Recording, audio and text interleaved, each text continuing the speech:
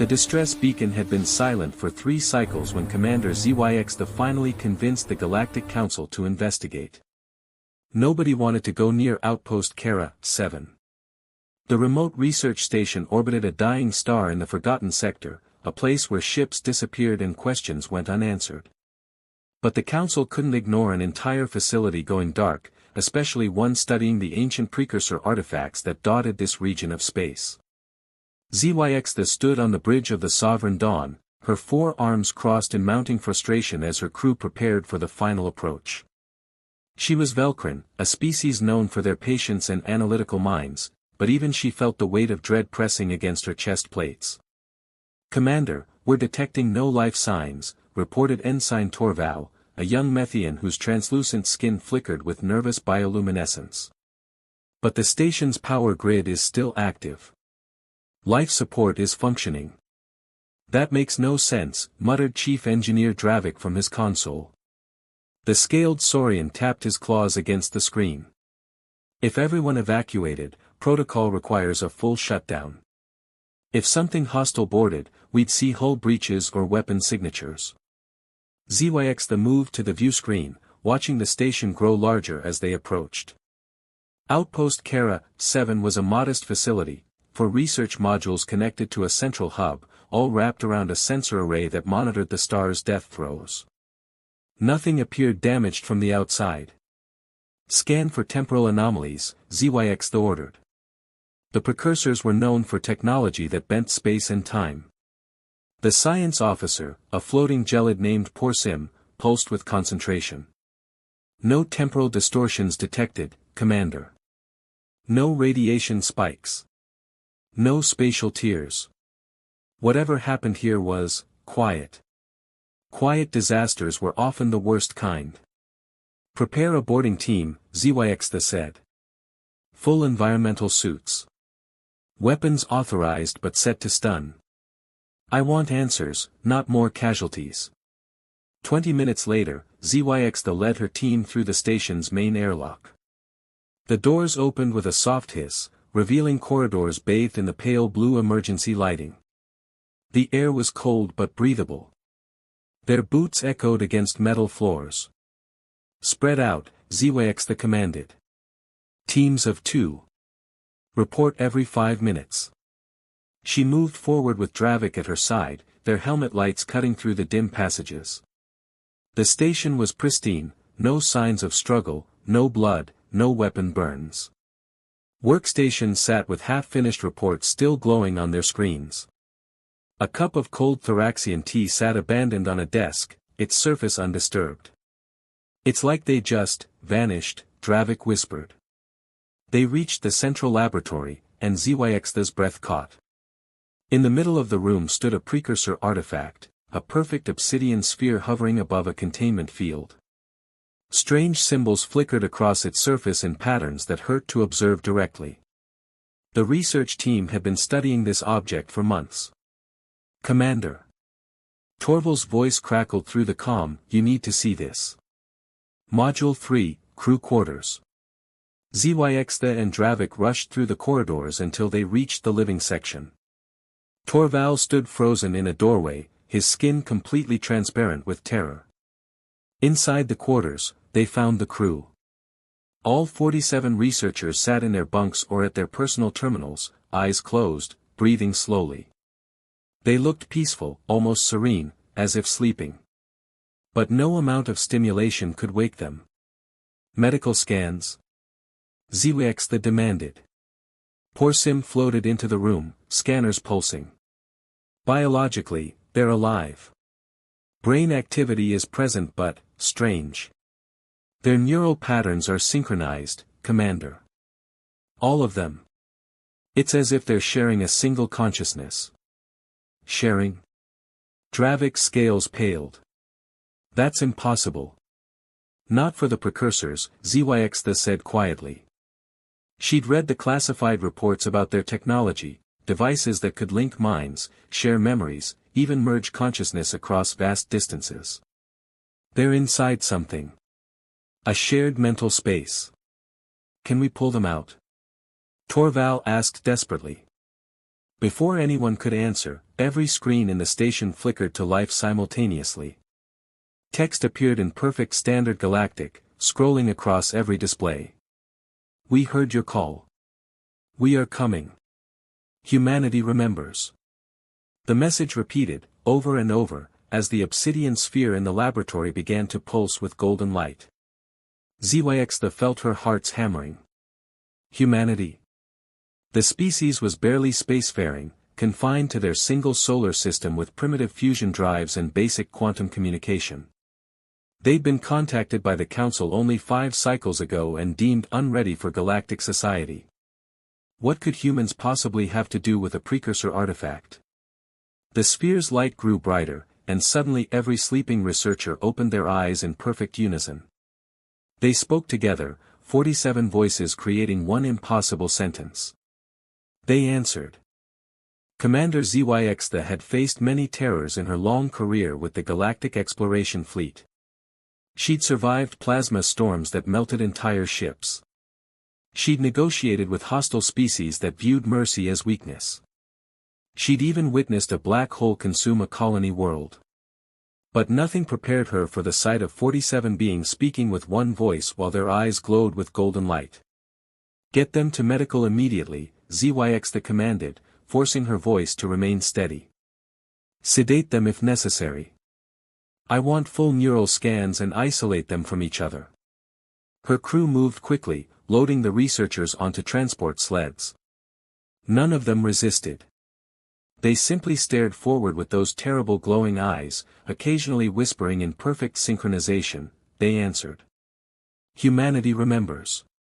Dravik grabbed ZYX's arm with surprising force. "Commander, we need to leave. Now. Whatever that sphere did to them, it's still active." He was right. The obsidian artifact pulsed faster now, and the strange symbols racing across its surface began appearing on the walls, the floors, even on the surface of their suits. The containment field flickered with instability. "All teams, evacuate to the ship," ZYX ordered through the comm, "leave the artifact. We're getting out of here." They ran through the corridors, carrying and guiding the catatonic researchers. Behind them, the station groaned as power surged through systems that hadn't been designed for such energy loads. Lights exploded. Bulkheads sealed randomly. The sphere was transforming Outpost Kara 7 into something else entirely. They reached the airlock just as the station's central computer spoke in a voice that wasn't its own, a chorus of thousands of voices layered together, ancient and young, alien and somehow terribly human. Signal received. Trajectory confirmed. Arrival in 47 hours. The Sovereign Dawn disengaged from the station the moment the last crew member was aboard. ZYX watched through the view screen as Outpost Kara 7 became a beacon, the obsidian sphere's golden light flooding every window and viewport. The entire structure hummed with power that made their sensors scream warnings.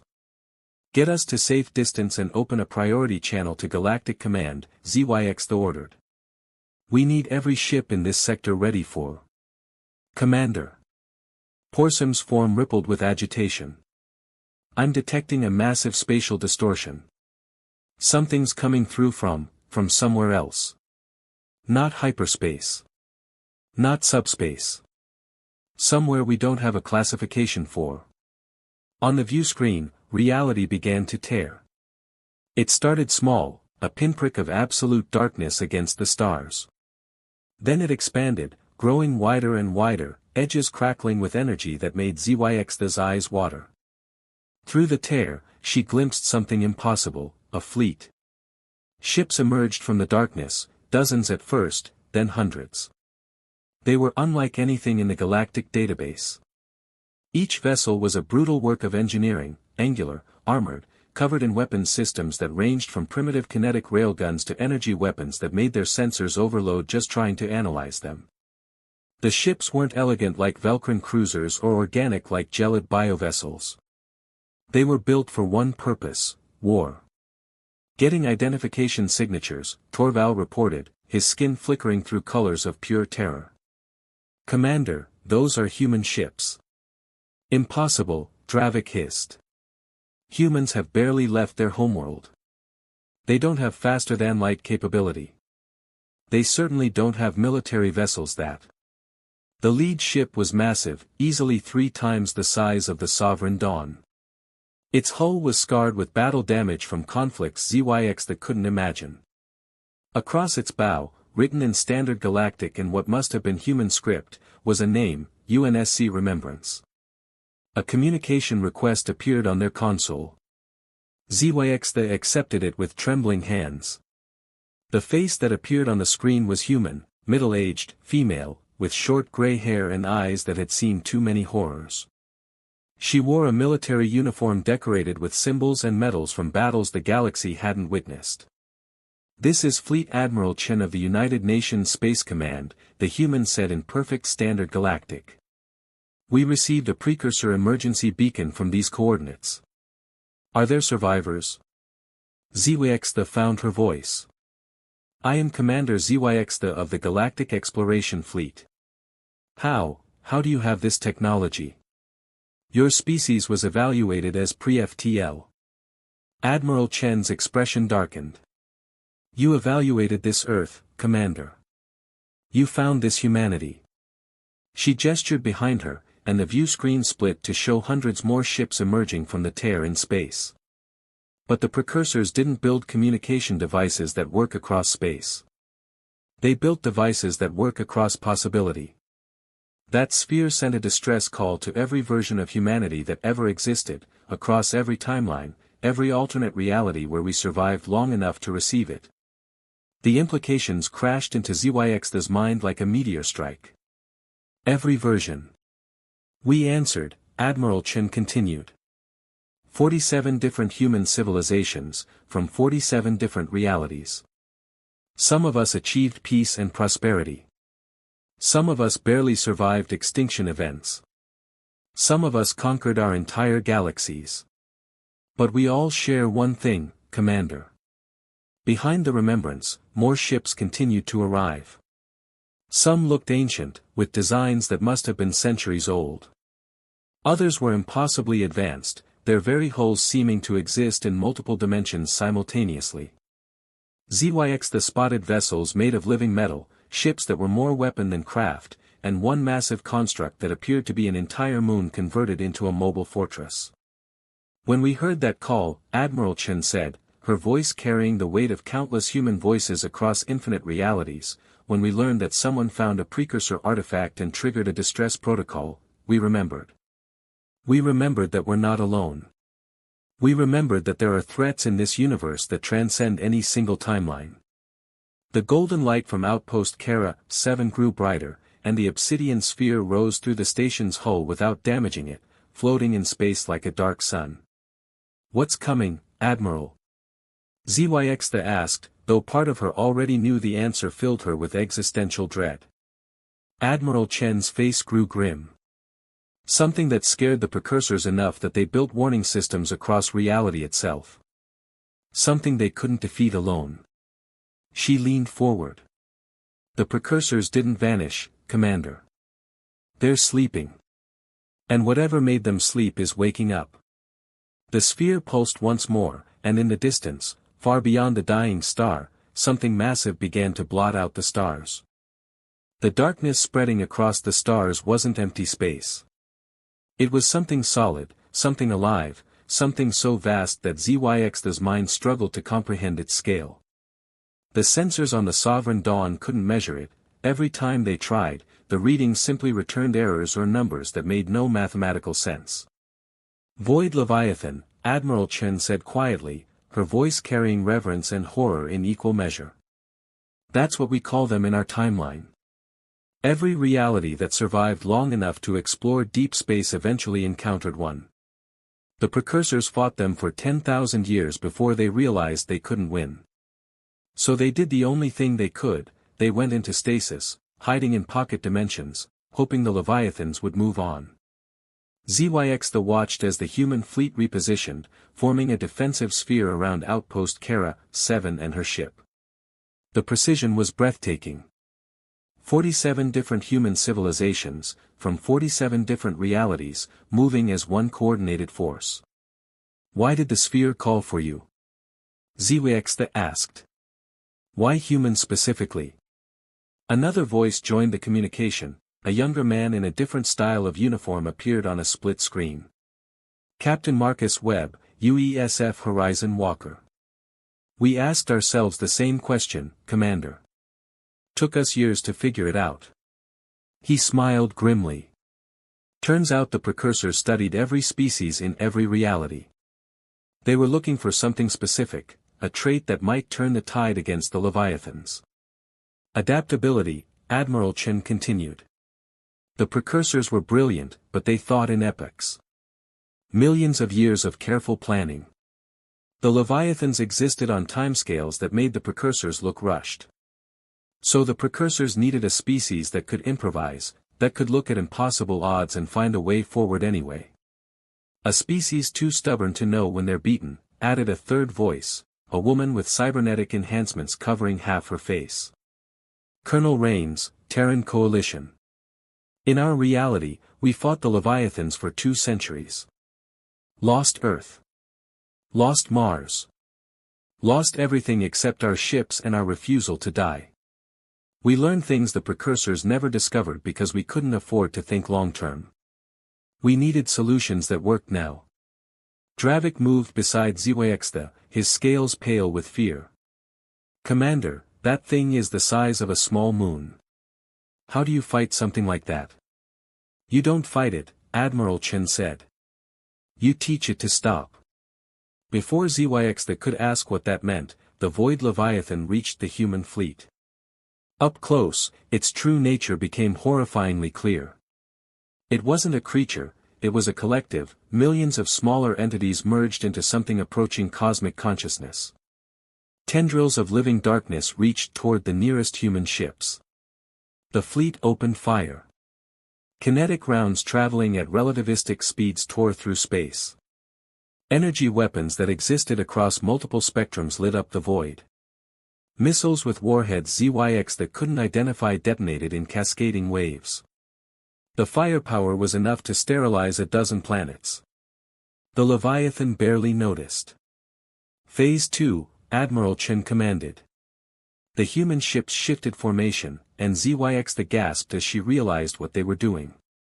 Each vessel linked its power core to the others, creating a network that spanned the entire fleet. The obsidian sphere at the center began drawing on that combined energy, glowing brighter than the dying star behind them. The precursors built these spheres as communication devices, Captain Webb explained, his hands dancing across controls ZYX couldn't follow. But they're actually quantum consciousness matrices. They don't just transmit information, they transmit understanding. They let different minds truly comprehend each other. The sphere's light touched the Void Leviathan, and the creature recoiled. That's right, Admiral Chen said, and for the first time, ZYX heard satisfaction in her voice. You're meeting humanity. All versions of us. Every timeline where we survived, every reality where we learned to thrive. Feel what we feel. Know what we know. Through the sphere, the Leviathan experienced humanity's history across infinite variations. It felt the struggle of a species that crawled from caves to reach the stars. It knew the pain of wars that nearly destroyed them and the hope that rebuilt civilizations from ashes. It witnessed humans facing extinction 1,000 different ways and choosing to fight every single time. But more importantly, it felt something the precursors never shared with it, invitation. We're not here to destroy you, Admiral Chen said, and now she was speaking directly to the Leviathan through the sphere. The precursors were afraid of you. They saw you as predators, as threats. But we see something else. We see a species that's been alone for so long you forgot there was any other way to exist. The Void Leviathan's tendrils withdrew, and for the first time in eons, it stopped moving forward. You consume consciousness because you're searching, Colonel Rains added. Searching for connection, for meaning, for something to end the loneliness of existing on a scale where entire galaxies are just temporary patterns. We understand that. Humanity has felt that isolation, that desperate need to know we're not alone in the dark. The researchers from Outpost Kara 7 still connected to the sphere, spoke in unison, "We offer fellowship." The Leviathan hesitated. Through the quantum link, ZYX that could feel its confusion, its ancient pain, its exhaustion from an existence that stretched across timelines it couldn't escape. Admiral Chen's next words were gentle, "You don't have to be alone anymore. We can't merge with you, our minds are too small, too brief. But we can be companions. We can show you wonders you've never seen because you were too vast to notice them. And maybe, in exchange, you can teach us what you've learned in your eons of existence." The silence stretched for what felt like years but was actually only moments. Then the void Leviathan began to change. Its massive form separated into smaller components, each the size of a city but no longer merged into something incomprehensible. The tendrils became something almost like appendages, reaching out not to consume but to touch, to connect, to learn. Through the sphere, it spoke. Its voice was composed of radio waves, gravity fluctuations, and quantum entanglement, a language no single being could understand but 47 versions of humanity could decode together. Show us your universe. ZYX watched as the human fleet began a dance with the Leviathan components, each ship guiding these ancient entities toward wonders they'd overlooked, nebulae where stars were born, the quantum foam at the edge of black holes, the symphony of a pulsar's radiation. Admiral Chen turned back to ZYX. "Commander, when you report to your Galactic Council, tell them this: the precursors were brilliant, but they made one mistake. They tried to face the universe's challenges alone. Humanity's greatest strength has always been knowing when to reach out, when to offer a hand even to things that terrify us." "And what if it had rejected you?" ZYX asked. "What if it had attacked?" Admiral Chen's smile was tired but genuine. "Then 47 versions of humanity would have died buying the rest of the universe time to prepare. But we had to try. Because that's what humans do, Commander. We look at the impossible and ask, what if?" The obsidian sphere's light faded, and the researchers from Outpost Kara 7 finally closed their eyes in natural sleep.